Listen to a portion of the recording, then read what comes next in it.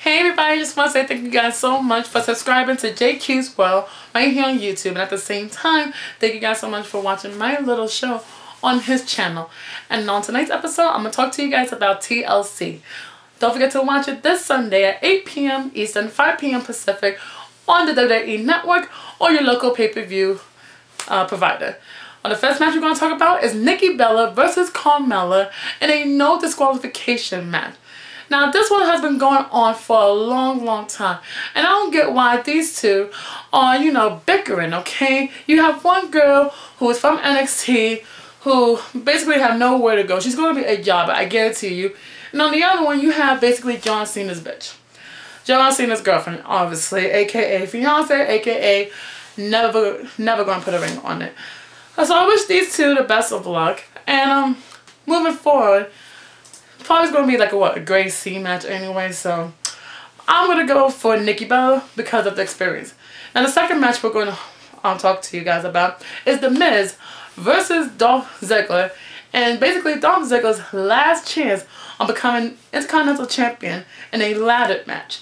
Now, The Miz just made record of becoming a 6-time Intercontinental Champion 2 weeks ago on SmackDown by defeating Dolph Ziggler with the help of Maryse, his wife, and 2 members of Dolph Ziggler's former group, the Spirit Squad. Now, basically, I feel Dolph Ziggler shouldn't be champion because WWE has been dragging him across the floor for a long time. All he does is work. No rewards, no nothing. Just doing what he loves to do, and that's wrestling. Ooh, The Miz as the heel is doing a great job, okay? Look at him. He's being a dick, and I love it, okay? And you have this snotty French-Canadian wife like Maryse, even though I realize she's cool as a doll, but in here, she's a bitch, and she's perfect to the T. Like I said, this match is a ladder match for the IC title, and I'm going to go for The Miz, just so I hope to see Dolph Ziggler basically quit or just leave WWE for good, okay? I mean, if he wins it, fine. If not, so be it. The third match we're going to watch is a Kalisto versus Baron Corbin, and I believe a chairs match. These two has been going on for a while now, and it's not even serious, okay? On top of that, Baron Corbin is supposed to be part of the 5-on-5 main match in last 2 weeks ago in Survivor Series. Supposedly he was injured, and that's why Shane McMahon took his place. So on Survivor Series, you see Kalisto going against Brian Kendrick for the Cruiserweight Championship. However, Baron Corbin came in and basically ruined the match for Kalisto, causing him to win the Cruiserweight Championship. Now, Baron Corbin, you see him, big, doofy looking guy who had no business messing with a midget like Kalisto. No offense to all the midgets in the world, short people, all that stuff. But what are you doing with Kalisto? What kind of rivalry you setting, for your somewhat WWE career? You're just picking on the little guy. That's like basically saying Big Show picking on Rey Mysterio. Remember that time back then? Or JBL, The Undertaker, picking on Rey Mysterio. Even though Undertaker never really picked on Rey, JBL, yes, you all know what happened back on SmackDown. JBL is mad racist to all the Hispanics thing. Anywho, for this match, I'm going to go for Kalisto. I believe his quick and agility and aerial moves could prevail against Baron Corbin, because I feel Baron Corbin is going to be very slow in this match, okay? So again, I'm going for Kalisto on this one. The fourth match we're going to talk about right now, I believe it's tag team? Oh no, it's Becky Lynch. Becky Lynch going to put her women's championship on the line against Alexa Bliss. And I believe it's no disqualification or ladders, I'm not too sure. Oh, it's just a regular match. Figures. So, this match, I feel they should have put some type of stipulation because it is for the Women's Championship. I mean, if they could do Hell in a Cell on Raw with Charlotte and Sasha Banks, being the main 2 girls for Raw. SmackDown, these two are supposed to be the main girl. At least put some type of stipulation. Forget their career. Forget about their health and their well-being. They want to put on a great show. I feel for this match, this should have been at least a ladders match. I feel these two, just like Kalisto, very quick, very aerial, and I know they would have go all out just so they could put on a great show for the audience. And a little birdie told me that basically they don't like Becky Lynch, you know, the Spitfire, the one with the red hair, honestly. They don't like her as a champion just because the way she speaks, just because she's Irish, which I think is really fucked up. So they're going to put on a nice little American psychopath like Alexa Bliss. So in that case, who I'm going to pick for this one?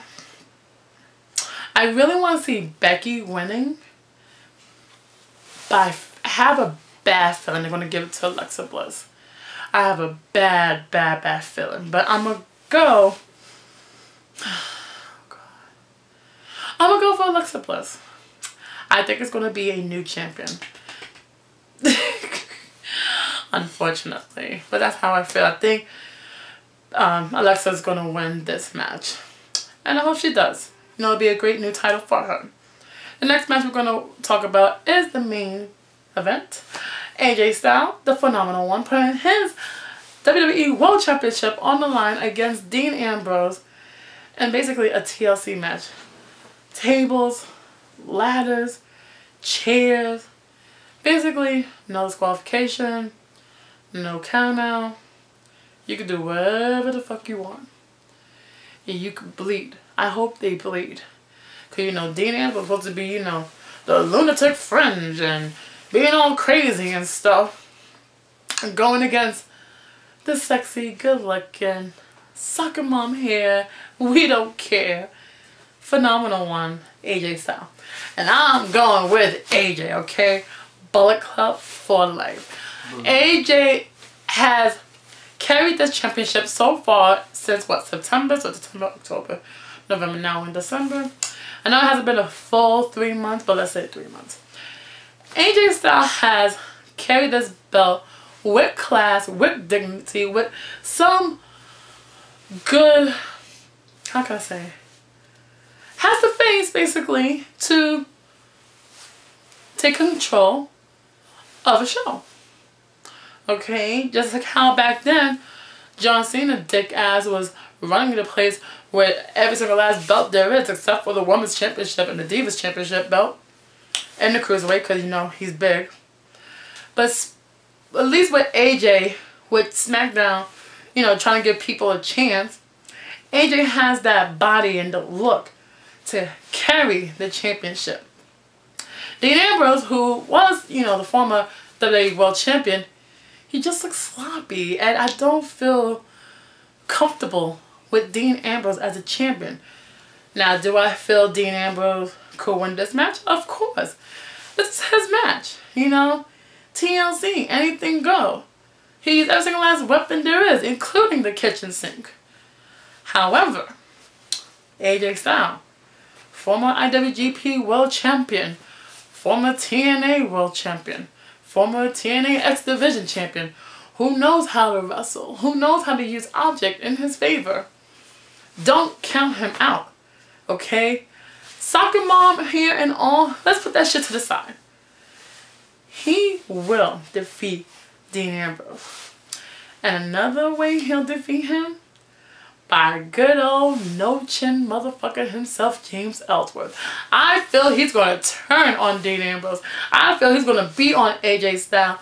And then, you know, be how Damien Sandow was, like, you know, his assistant, you know, for the Miz.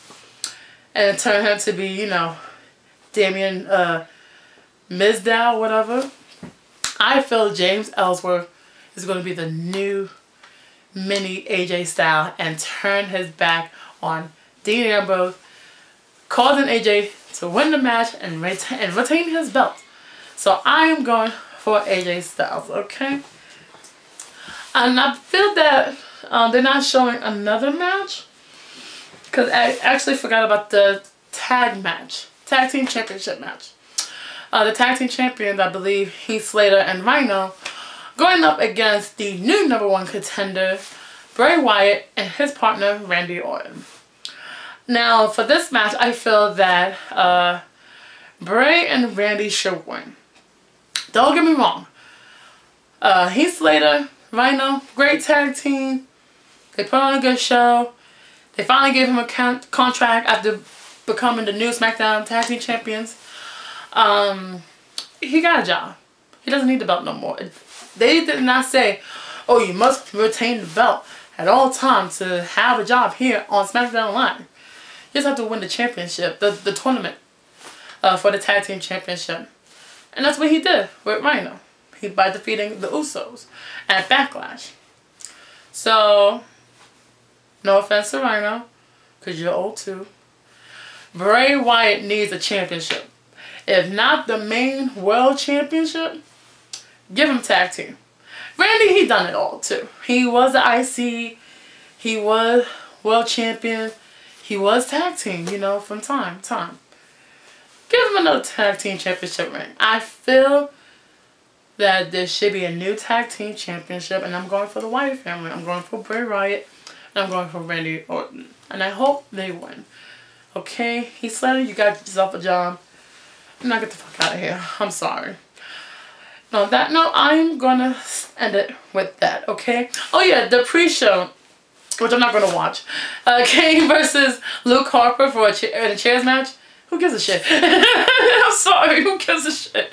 You have a big old motherfucker and a hairy motherfucker. For the hell of it, let's make it a Wyatt family night. I'm gonna go with Luke Harper, okay? Luke Harper's gonna beat the shit out of Kane. And on that note, I am done, okay?